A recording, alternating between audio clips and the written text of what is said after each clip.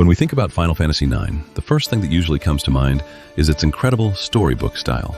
It feels like a living, breathing puppet theater, full of whimsical characters and cozy fantasy vibes. But some of the best examples of this design philosophy aren't the main heroes, they're the monsters hiding in plain sight. Take the Lamia, for example. Instead of just making her another scary cave monster, the developers flipped a classic mythological trope on its head to create something uniquely charming. In standard mythology and most modern fantasy games, a Lamia is usually portrayed the exact same way, a half-woman, half-snake creature. Typically, they lean hard into a primal, seductive, or flat-out monstrous aesthetic. They have wild hair, earthy green or brown scales, and they attack like feral predators. But Final Fantasy IX took a sharp turn toward the theatrical. If you look closely at her character model, she isn't designed to look like a biological accident. She looks like she's wearing a costume for a grand performance. Instead of wild, snake-like hair, she sports a massive, fan-like crown made of feathers.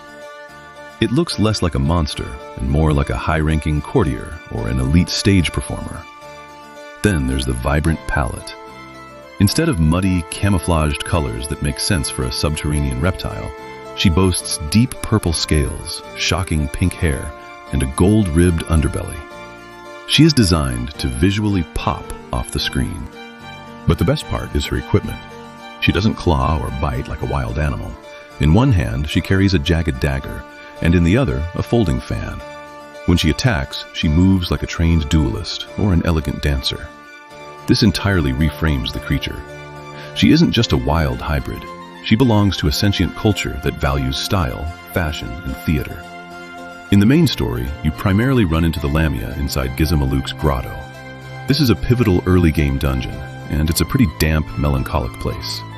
It's essentially an underground, flooded temple dedicated to sound and ritual, centered around the mysterious Gizamaluke bells.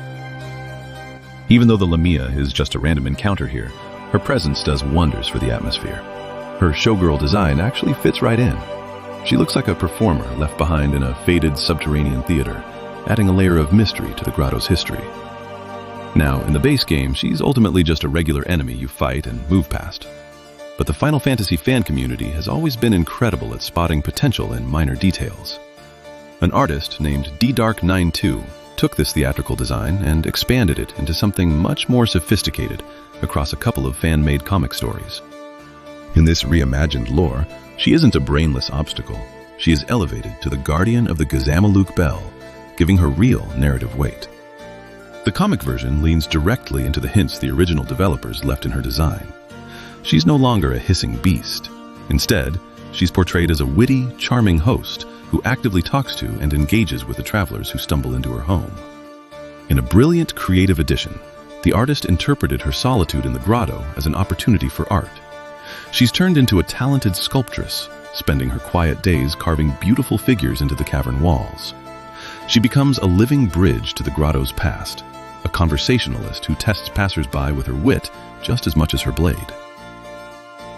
Ultimately, the Final Fantasy IX Lamia is a masterclass in how clever costuming and color choice can subvert your expectations. By taking a creature traditionally rooted in horror and dressing her like a stage actress, the developers created an enemy that feels truly alive. And when fan creators take that foundation and run with it, a simple random encounter can transform into a memorable, artistic guardian, one who is just as sharp with her mind as she is with her dagger.